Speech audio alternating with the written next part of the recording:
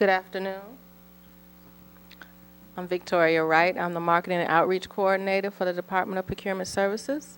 This is how to become certified. Is everybody here for that workshop? Okay. Thank you for coming out in the rain today. Everyone should have signed the sign-in sheet and picked up the handouts in the hallway. In the hallway, you should have found the actual Schedule A application, the help text, and the document checklist. So all three of those will be important when you're doing the certification application. We also have DPS alert cards out there. We always recommend that people sign up for DPS alerts. We send out all pertinent procurement information and bid opportunity lists through DPS alerts. So I have to let you know that the room is being recorded and live streamed to YouTube. You can watch our workshops from home on our YouTube channel, which is Chicago DPS. So the camera is focused on the front of the room, so nobody in the audience is actually on camera. And because we are live streaming, we're going to ask that you hold your questions to the end. Let the presenter repeat your question and answer your question so that the people at home who are watching can actually hear your question. If you are watching from home, you can pull the PowerPoint presentation up on our website, and it's under Events and Outreach. At the end, our presenter will stay in the room to answer any questions that you might have. We have to stop the workshop on time, so if there are any questions after 3 o'clock, we will stay in the room. I'll be here, and I will be here to collect your evaluations. Okay, so I'm going to turn it over to Francisco, and he's actually a certification auditor. So I'm going to turn it over to him.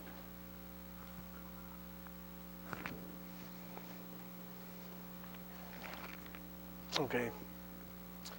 Good afternoon, everyone. My name is Francisco Nunez. I'm a certification officer with the City of Chicago Department of Procurement Services. I will be going through this workshop so you guys can understand, and it could be a little bit easier for you guys to seek certification as a minority-owned business, women-owned business, disadvantaged-owned business, airport concessionaire disadvantage-owned business, and business BEPD, which is a business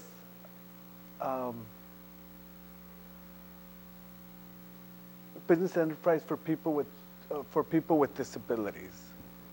Okay. So we're going to go with the department overview. The Department of Procurement Services is contracting authority for the procurement of goods and services for the City of Chicago.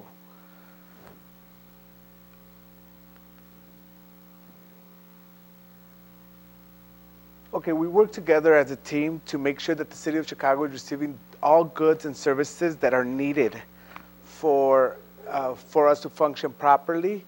We have a system in place, and certification is a part that we use to help small businesses that are owned by women and minorities, people with disabilities, seek an advantageous, fair chance of performing duties with the city and keeping you guys involved within our contracts. What we do, we contract over $2 billion worth of goods and services for the City of Chicago. We accept new applications for certification. We accept recertifications for applications, no change affidavits, and we are here to help you with any other questions regarding certification and what are the eligibility standards and things of that nature.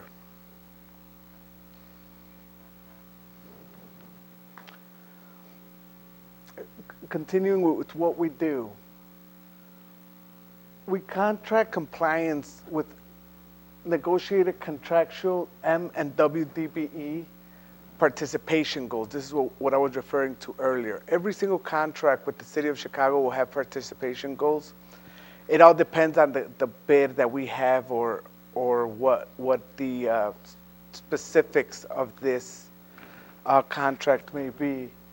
We also assist vendors through our website, which is www.cityofchicago.org/procurement and www.chicago.mwdpe.com. The second website that I gave you, that's the website that you're going to use to log in and actually submit your application, as well as your no change affidavit recertification. Anything that has to do with submitting documentation, that's the website you're going to use.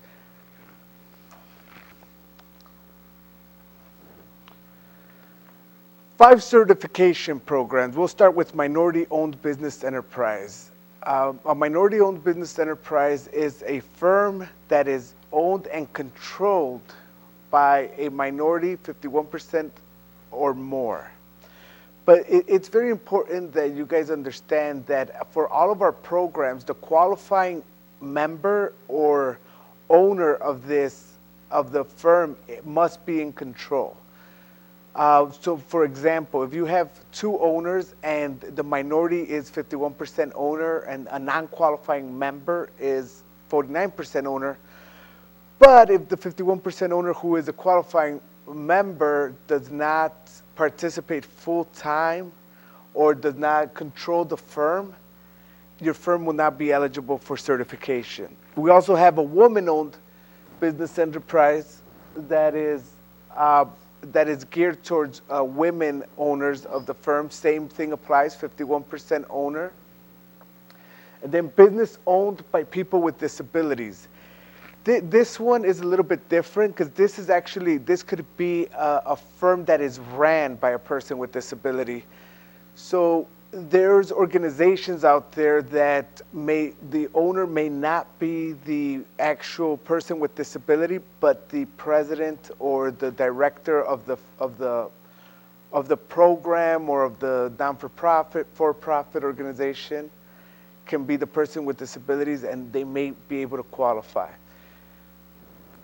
Now we have also a disadvantaged business enterprise. Disadvantaged business enterprise is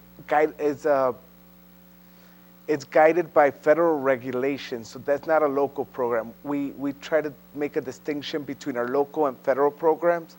So DBE is a federal program.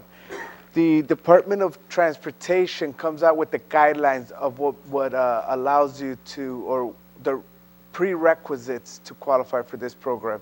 And same thing with the ACDBE. It's the same regulation, and it is the airport concessionaire disadvantaged business enterprise. Benefits of certification. Well, there's a lot of benefits. Like I said earlier, it is very important if you qualify for these programs to apply, so that way you can have you can help bigger firms or be a subcontractor, or maybe the prime contractor, depending on the contracts, to help meet participation goals in these things. So it provides visibility, okay?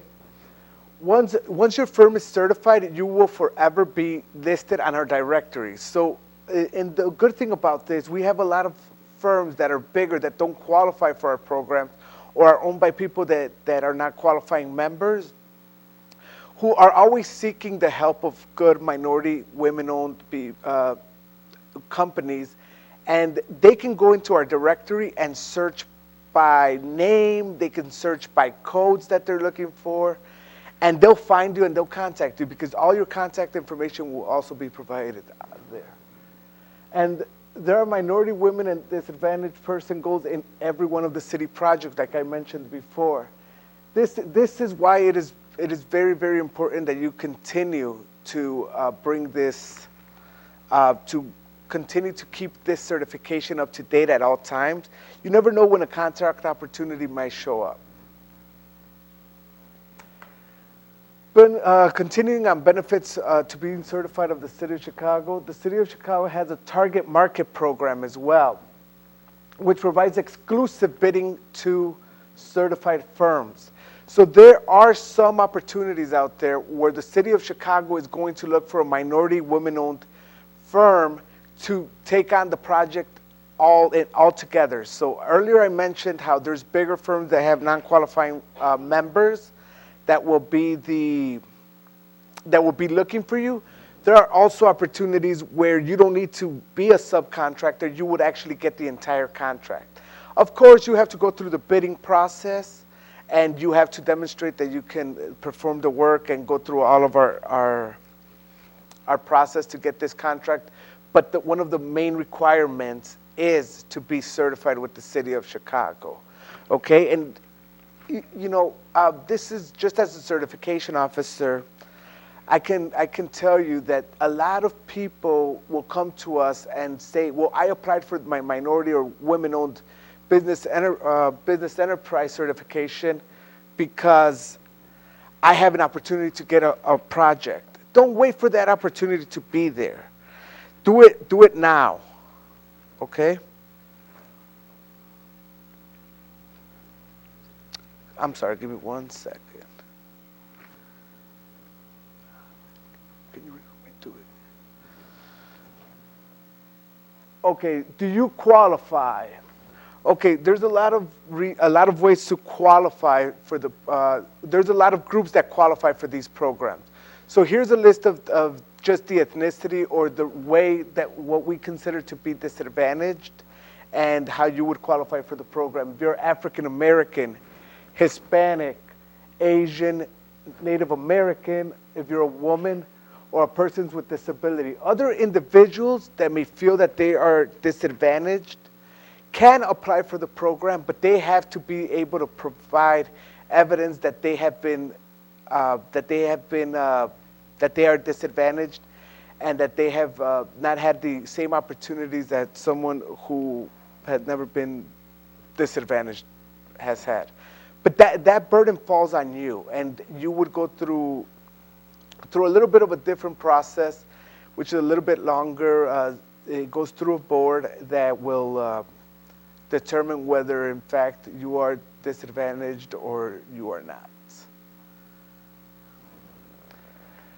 Do you qualify? So in order to qualify for our local programs, which is the MBE, WBE, BEPD, you have to be in our 6-county region, which includes Cook County, DuPage, Will, Lake,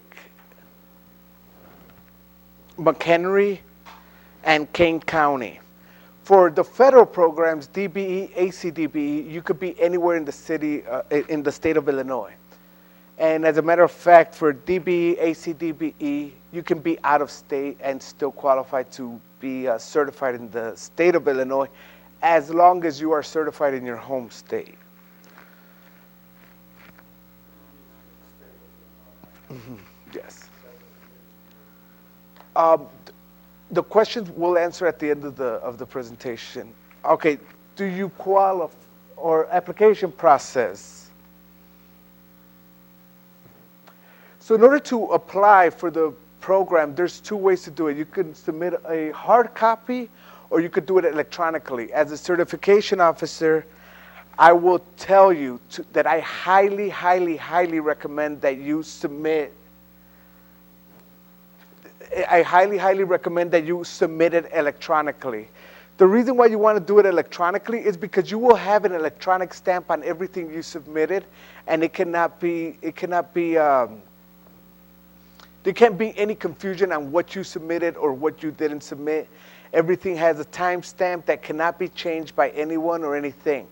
Now, in physical form, you could bring it personally, you could mail it, you could do it however you want. But just know that, anytime you submit something in hard copy, things can get misplaced and things like that. Or you may think that you submitted everything, but there's something missing. That's why I highly recommend that you submit an electronic application. Now, for the MBE, WBE, there is a $250 application fee. There is no fee for the federal programs, which is the DBE, ACDBE, or our local program for BEPD. But make sure that whenever you do apply, you submit all supporting documentation. This is so, so important.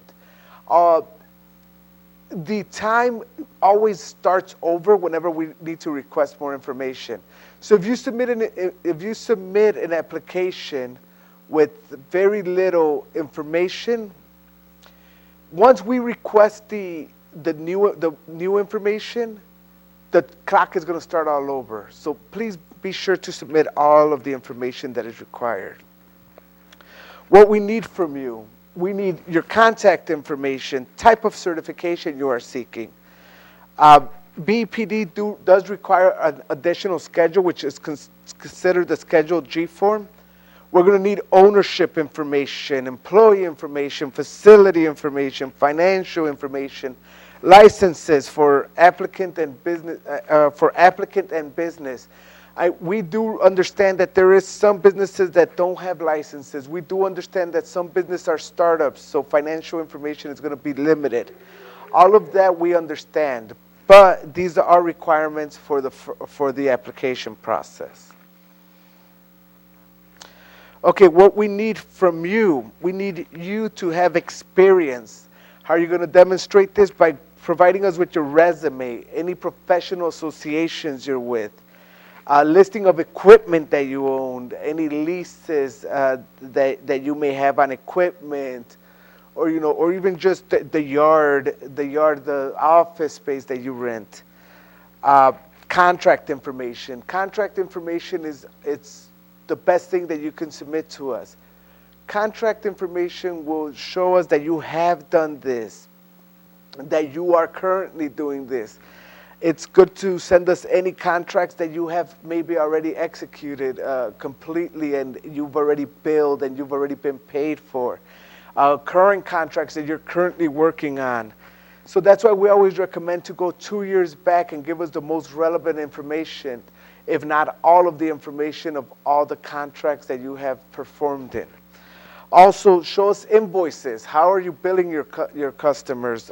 Purchase orders. How are you sending all of these things? This is important because this also demonstrates your ability to do the work and how your business is being run. Now, there's a lot. I know that there's a lot of types of ways to get your business legally established in the state of Illinois, but this is what we recognize. So a sole proprietor, typically this is when you own your business and there has no legal existence apart from the person themselves.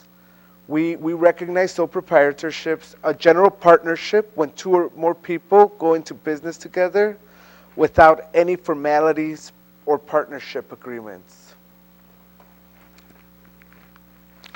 A limited partnership, the limited partners are more like stakeholders in the corporation. They are not liable for the debts beyond their own contributions. Assumed name certifications or certificates of limited partnership. Okay, so we also have firms that are limited partnerships. Okay. Corporation. A corporation is treated as an entity completely separate from shareholders. It allows others to invest in the business without being liable for the debts of the business.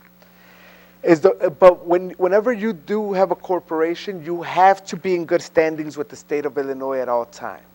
This is very important, okay? You have to have your articles of incorporation, your certificate of incorporation, bylaws of the corporation, copy of all stock certificates that has been issued, and the meeting minutes. This is very important when you are established as a corporation. Then we also have the limited liability company. It's the partnership that have managing members and partner. Now, if you have an LLC, make sure that you provide us with an operating agreement as well as any type of, if you make any amendments to it or anything like that, provide us with all that information outlining. If you have more than one partner as an LLC, make sure that your operating agreement outlines who the managing partner member is, okay? This is how you're going to show that you are indeed officially the manager of that corporation. Now, there are extra requirements depending on the industry that you're going to be seeking certification with. If you're a supplier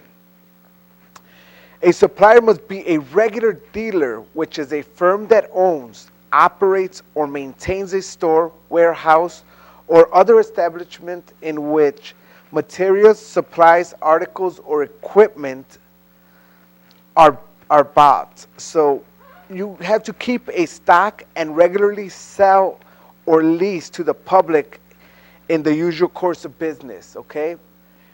This is very, very important if you're seeking certification as a supplier. It's very important that you maintain your own inventory that is available for sale or lease at all times. I cannot stress that enough, especially for suppliers, okay? Now, there are distributors, right? Firms that's operating as a distributors are identified as having a direct relationship with a manufacturer to distribute its goods and products within a specified territory or region. The goods and or products are not available or sold to the general public. So keep that definition in mind. Now we're going to go to brokers. Firms acting as brokers are not eligible for certification as an MBE or WBE. Again, brokers are not eligible for certification as an MBE or WBE. And a broker is a person or entity that fills orders by purchasing or receiving supplies from a third-party supplier rather than its own existing inventory, and provides no substantial service other than acting as a conduit between his or her supplier and his or her customer. That is what we consider a broker. So let me just recap a little bit on suppliers and brokers. We have a lot of brokers that try to seek certification as suppliers, and ultimately they're denied. Make sure that if you're a supplier, again, and I stress this enough because it happens a lot. If you're a supplier, you are indeed a supplier, not a broker, okay? Just, if you have any questions about that, please contact our office and we can clarify a little bit more. Okay, so now we're going to talk about after applications are submitted. The process for us to review an application can take approximately 60 to 90 days from the day we receive all documents. So remember how earlier I said to make sure that the application is complete? It's very important. Because if I send you a request for information, the time starts all over once I receive the information I requested, okay? Your application is checked to make sure that we have all documents. Documents are thoroughly audited, and when I mean thoroughly, we definitely look at everything. We make sure to make sure that you qualify for the program. We want to make sure that everyone that's in this program actually qualifies for it, okay? Depending on the type of business that you are, we might have to conduct a site visit where either us as certification officers or one of our field analysts is going to come visit you at your place of business and ask you basic business questions, take a look at your facilities, just to verify that everything in the application it's actually correct and that there are no discrepancies. If approved, your certification will be valid for 5 years, and that would be highlighted in the letter that you receive. There is an expedited process, and this is called the recognition of outside certifications. Now, with this, you have to be very, very careful, and this is how we're going to be able to help. Okay. So if you are a member of the Women Business Development Center, and if you're certified as a women-owned business enterprise with them, you can apply as a WBE, a women-owned business enterprise with the city of Chicago, as in an expedited process.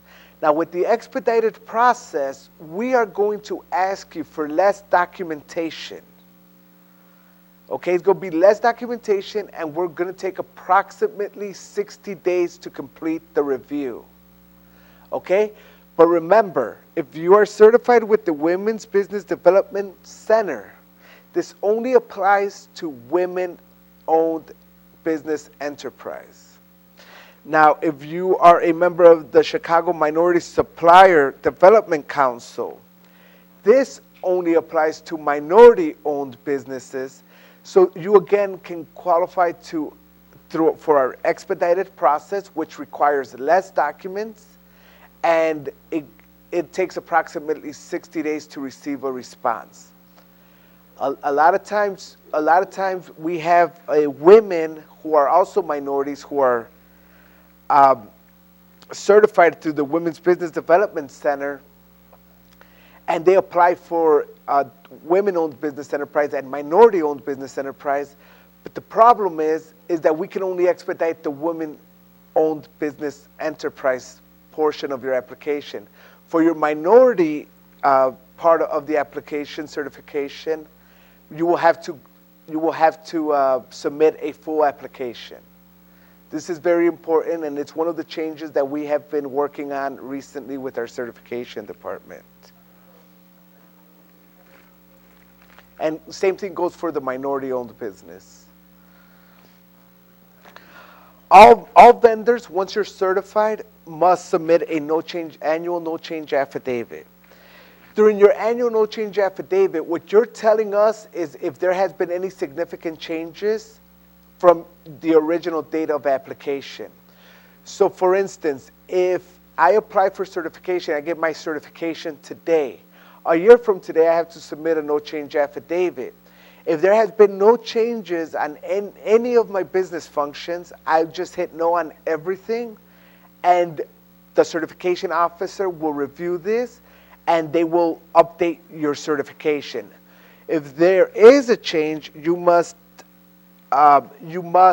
report it. So for instance, if you moved, you must report your new address with your lease. But all of these changes should be happening 10 days after it has happened. If you have a new owner, you must submit all this information. But if you forget or something happens, you can send it all this information through the annual no change affidavit. Okay? And all vendors must recertify after 5 years.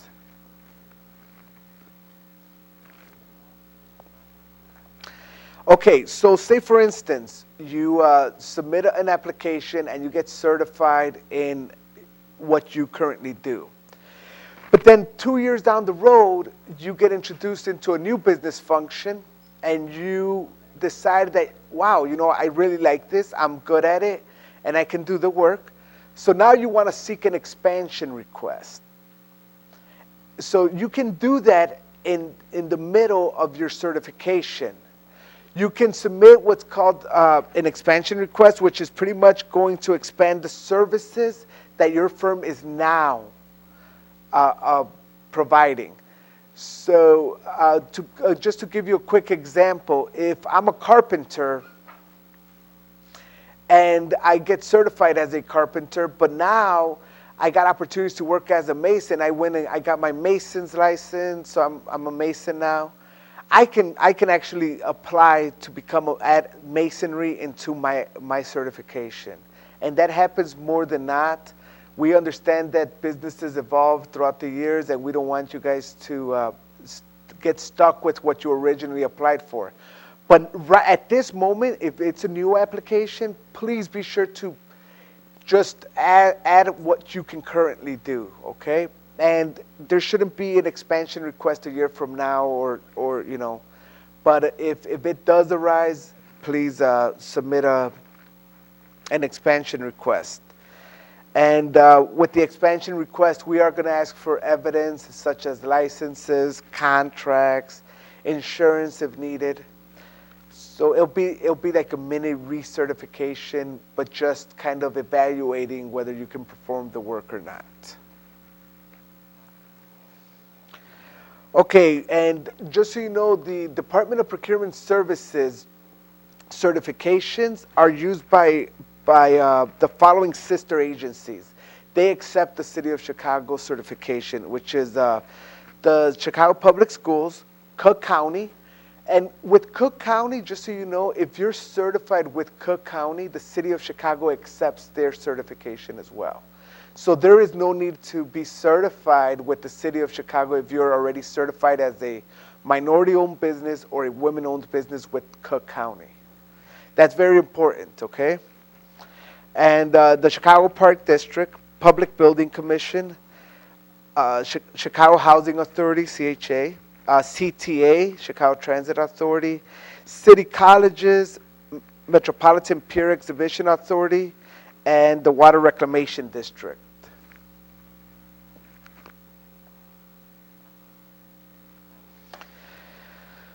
Okay, so now we're going to give you the top 10 reasons why applications are denied, okay? Of substantiated or questionable ownership and control. It is your duty to provide enough evidence that the qualifying owner or member of your organization is indeed in control of the everyday operations of the firm, okay?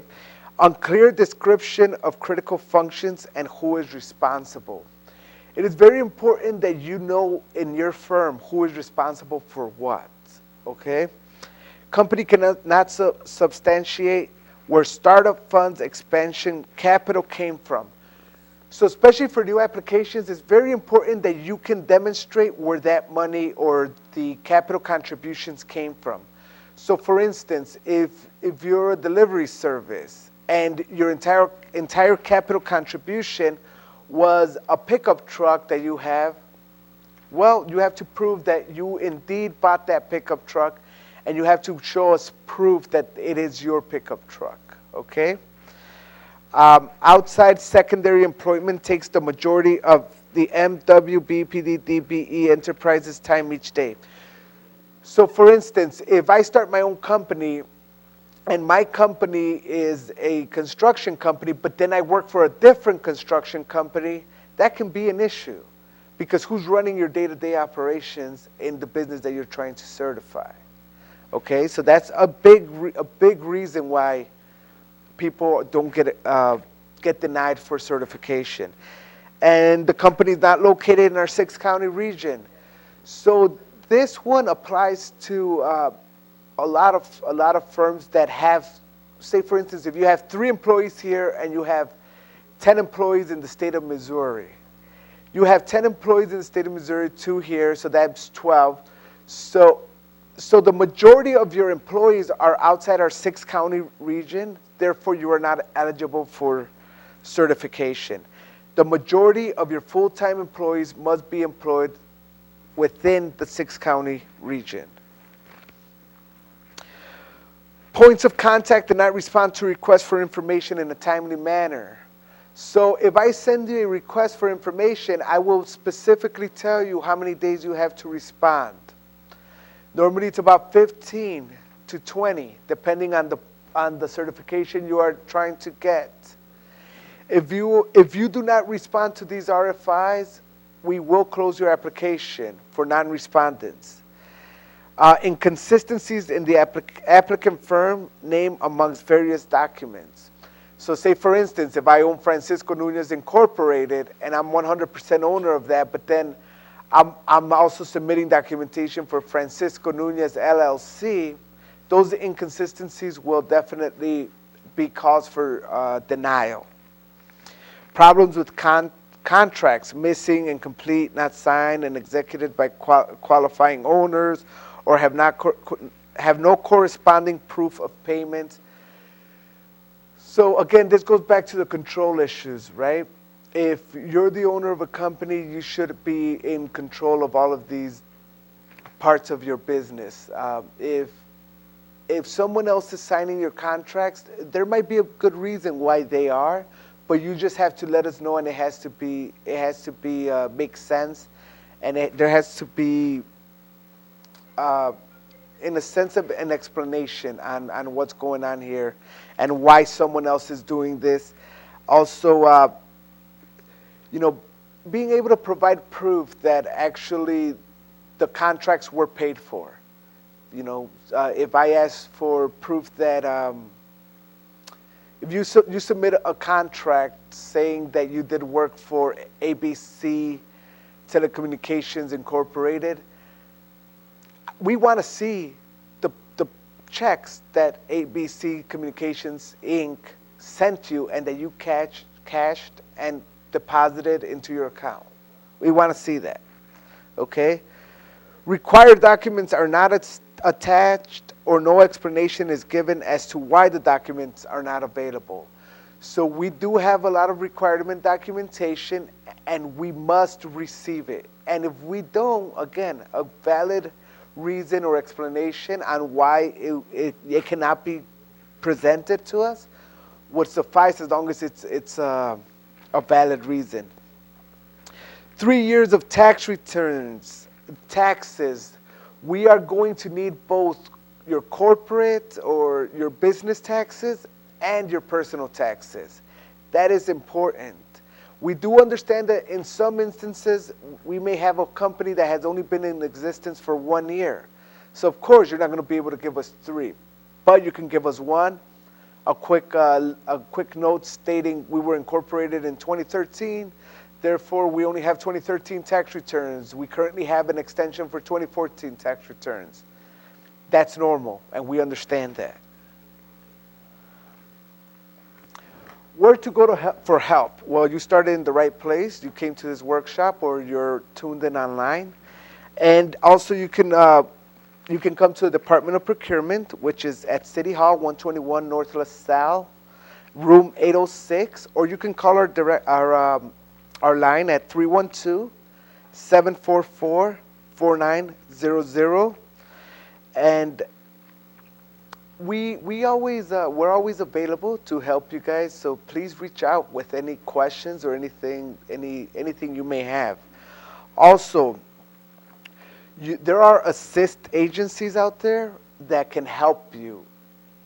You can look around, maybe contact your chambers of commerce, or if you're part of any professional organization, ask them, and they may be able to refer you to someone. But there's plenty of help out there, and if you need it, it's just a matter of obtaining it. Okay, well, now we'll open up for any questions or anything you may have. So if the company was formed this year, we don't have any investment, we've been on operation for about 5 months, how do we do that? Okay, the question is, if the company has been formed this year and been in operations for 5 months, how do we do that? Okay, so that goes back to the thing. We understand that there's companies that are in their infancy, that are startups, and you can technically seek certification from the moment you become a legal entity with the state of Illinois. That's not a problem. So for instance, for required documents such as corporate taxes, we understand that you're not going to have any. We completely understand that. So all you would have to do is submit a note saying our company was started on March 15th, 2015. Therefore, we have no taxes on file, and that'll do it. The certification officer will understand and will know that there's no possible way to get it. Now, on your personal taxes, you will have to submit them. If we have contracts, but like the people that form this, and to do some public work, we have some private contracts, but nothing with the state or the city. We provide those contracts, or those complete contracts, for example, have to get certified. So the question is regarding contracts. if you have contracts with the private sector and zero with the public sector, can those be considered for certification? Absolutely. We understand that that you're going to get contracts wherever you can get them. So if they are from the private sector and they're not from any government agency, that is perfectly fine. You could submit those as proof of work that is being done. Again, just remember that it's very, very important that you can provide proof that this has indeed, these contracts have been paid for. Okay, that's very important because that's going to show, again, that these contracts were fully executed and give you, the scope that you were able to perform the work. On the line of startups, if the startup is a subsidiary of the same company, would we need to, is there a way to add that subsidiary, or would it be totally profiled? Okay, so the question is, if there is a startup that's a subsidiary to a current firm that's already been in operation, would you be able to be certified? No. Every company, every standalone certification has to be for each and any entity that is legal with the state of Illinois. So each federal ID number will have to have its own certification. Now, remember that there are very, very, very few reasons why someone will be certified with more than one firm. Because one of the main requirements of certification is that you devote 100% of your time to your firm or company. So if I have 5 different companies that do completely different work, where am I really devoting my time? But if I have one company that does 5 different types of works, then that's understandable. Okay, that's very important that a lot of people don't understand. We have had construction firms that seek certification for one company and then they're trying to seek certification for a different company, one being union and one being non-union. I mean, that doesn't make any sense. You either do one or the other, right? Which one are you devoting 100% of your time to? That's very, very important. I know that, so I'll give you an example. I know that there's a lot of, we have some management companies out there that have series LLCs, so they'll have their property management company, and then they'll have series for each one of the properties that they own or whatnot. They're certified through their management company, and that's how they get their certification.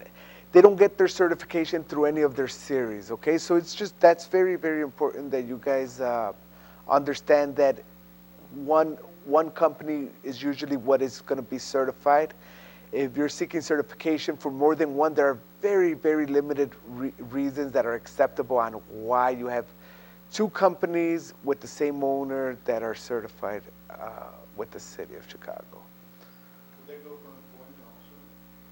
Say you had a job, the other company also? Okay, so the question is, does that go for, if I have my own company and I also have a full-time job, how will that tie into the certification process?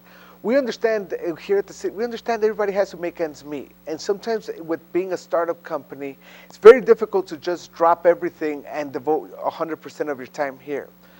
But there are some industries that do require you to provide 100% of your time. So just as an example, if I own Francisco Nunez Construction Company, but then I work for Victor Reyes Construction Company, LLC, full-time, how am I working on my business?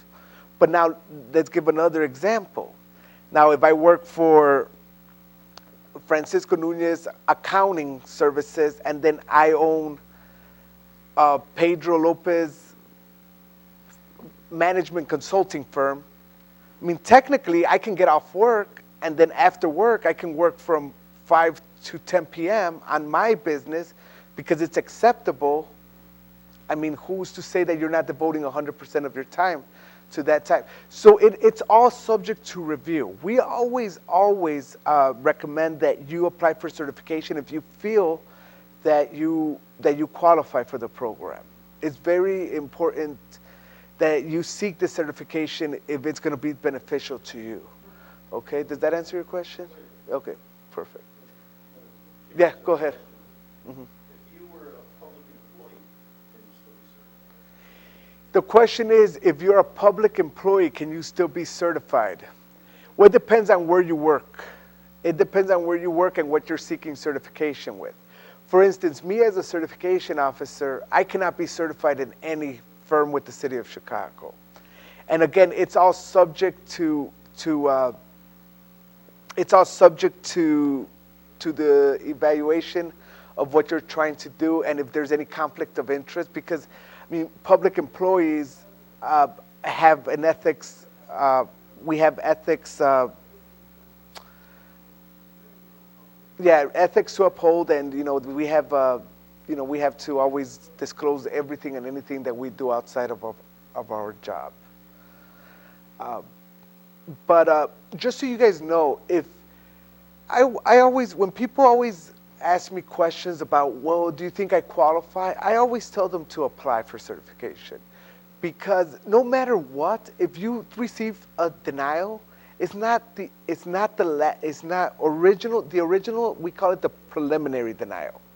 A preliminary denial is going to highlight and tell you why you're being denied certification, but it also gives you the opportunity to appeal this denial. It gives you the opportunity to say, oh, well, you know what? They misunderstood what I was trying to say here. This is why, blah, blah, blah. And then that's not going to be reviewed by the same person anymore. If a certification officer recommends preliminary denial, we will then give we will send you the preliminary denial. It gives you specific information on how to contest that preliminary denial. And then if you decide to contest that preliminary denial, it goes to an outside third party that the city has contracted to review these applications. And then they will make the determination whether they agree with the certifying officer, or if the questions and the reasons why the application was being denied were met. And you can then seek certification that way. Now, if you're denied even then, if you receive a final denial, you can again apply for certification, but you have to wait 1 full year. After 1 full year, you can apply for certification again. It's very important. A lot of times, people try to apply a couple months later, and we just return the application because you're not certifiable at that moment. Okay? Any other questions? No, that's fine. Go ahead. No, go ahead. We have an online vendor profile already in the city of Chicago. We're certified through the CMSDC. So I noted that certification on my profile was approved. So it's been approved. Does that now mean that I'm certified with the city of Chicago? What does that actually mean? So the question is, she has a vendor profile set up with the city of Chicago. She's certified with the Chicago Minority Supplier Diversity Group. Does that mean she's certified with the city of Chicago? No. You can have a vendor profile. That does not mean you're certified. If you're certified with the city of Chicago, you will have a certification letter that you will have, and then you will also show up in our city directory. Okay.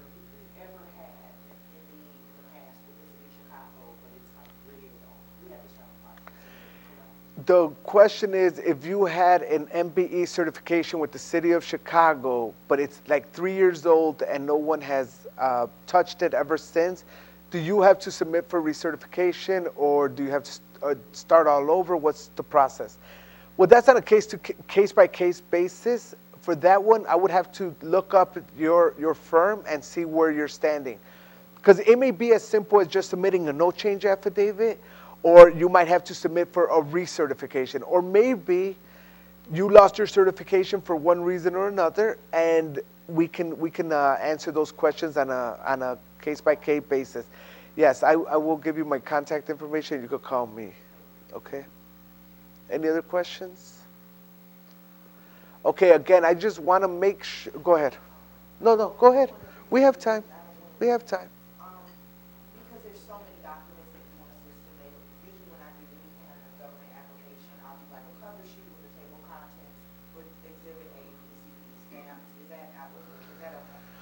Okay, so the question is the format. It flows and we don't have to do that anymore? So the format, the question is the format of submitting the application. Um, well, like I said earlier, I recommend that you do everything electronically. If you do it electronically, you'll follow the format that's online already.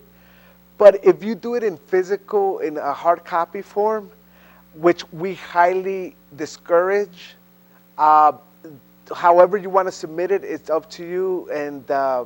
But obviously, the more organized it is, the better, for your sake and for our sake as well. Any of these reasons have to be notarized. You know, I have a reason for so-and-so, and I want to just make an attestment to that. So the question is, do any of the documents have to be notarized? There is only one document that we require to be notarized, and that's just the application, where you're notarizing that everything is true that you're stating, and that's the only thing that needs to be notarized. Nothing else needs to be notarized. But if you feel like you want it to be notarized, and that's what you choose to do, you're more than welcome to do that as well. Any other questions?